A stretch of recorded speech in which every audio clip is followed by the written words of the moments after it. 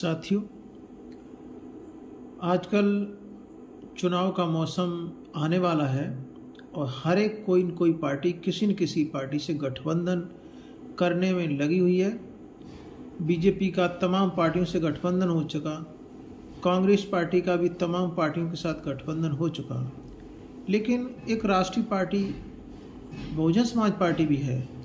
वो लोगों का कहना है कि वो किसी से गठबंधन नहीं करती, इसलिए वो जीरो पर आउट हो जाएंगी। लेकिन ये बात दिमाग से निकाल देनी चाहिए, जो एक राष्ट्रीय पार्टी होती है तो वो अपने राष्ट्रीय लेवल पर सोचती है।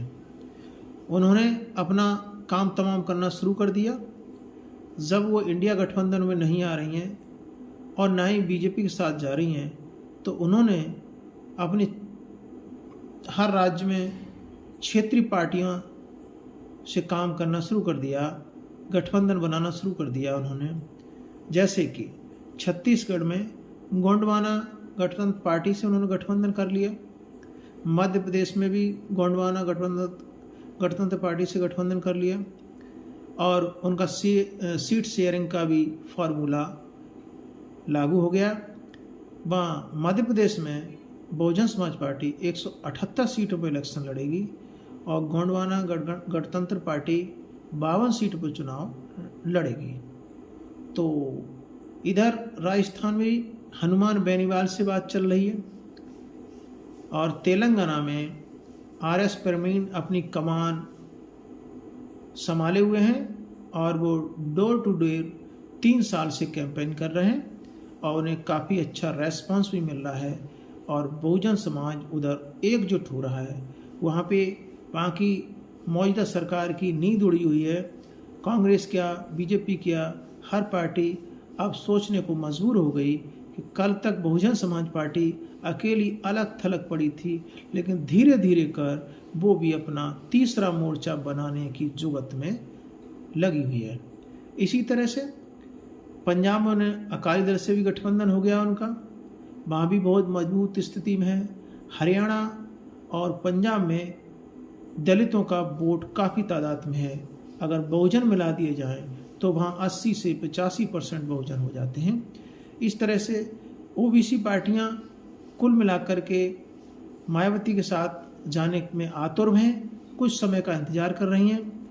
इसी तरह से बहुजन समाज पार्टी को लोग जो छोटा और कमज़ोर आंक रहे हैं, वो अपने आप को बड़ी गलत फहमी में जी रहे हैं। बहुजन समाज पार्टी एक राष्ट्रीय पार्टी होने के नाते उसके राष्ट्रीय विचार भी हैं।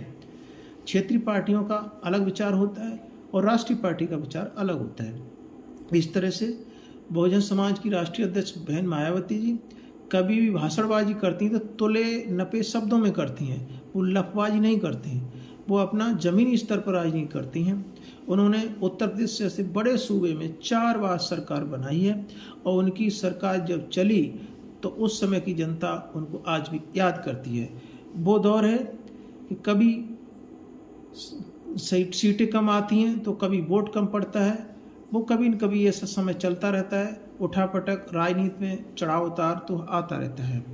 मायावती कोई कमज़ोर पार्टी की अध्यक्ष नहीं है, उन पर 85% बहुजनों का भरोसा है। लेकिन आज की मीडिया जो है ना, वो इसको बहुत कमज़ोर तरीके से आंकती है, ये उनकी भूल है। बहुजन समाज का वोट आज भी दिन बहन कुमारी मायावती के साथ है, ये देखने को मिलता है। और उनके राज करने का तौर तरीका, उनको प्रशासन को संभालने का तरीका और गुंडा मवालियों से लड़ने का तरीका कुछ अलग ही है। तो इसलिए बहुजन समाज भी पार्टी भी धीरे धीरे कर आगे बढ़ रही है गठबंधन की तरफ। और जो इंडिया गठबंधन बना है, हो सकता है अगर मायावती जी का गठबंधन सफल रहा तो इंडिया गठबंधन में फूट पड़ने में देर नहीं लगेगी। ये मेरा मानना है कि बहुजन समाज पार्टी राष्ट्रीय लेवल पर राजनीति करती है और करती रहेगी।